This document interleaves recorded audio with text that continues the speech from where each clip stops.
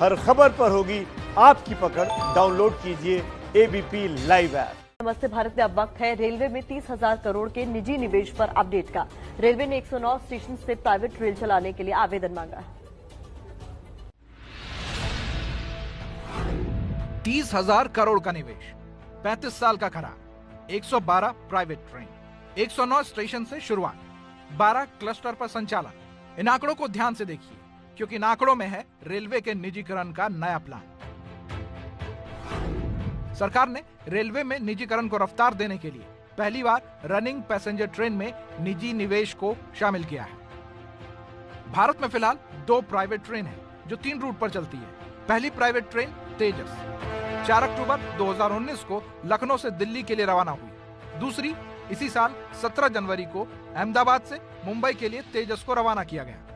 तीसरी 16 फरवरी को काशी महाकाल एक्सप्रेस की शुरुआत की गई, जिसे खुद पीएम मोदी ने हरी झंडी दिखाकर रवाना किया।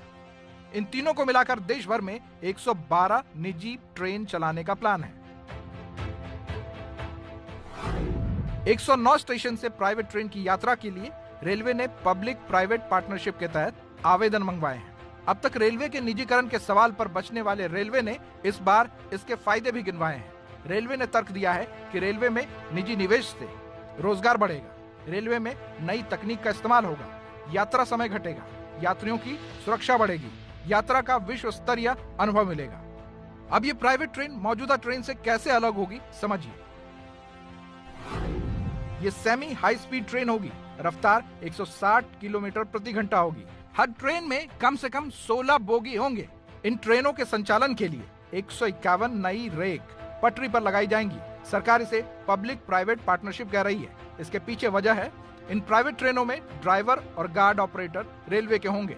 इन ट्रेनों के लिए रेलवे का इंफ्रास्ट्रक्चर इस्तेमाल होगा, जिसके बदले प्राइवेट पार्टनर को मुनाफे का तय हिस्सा रेलवे को देना होगा। Private train make in India यानी भारत में ही बनेगी।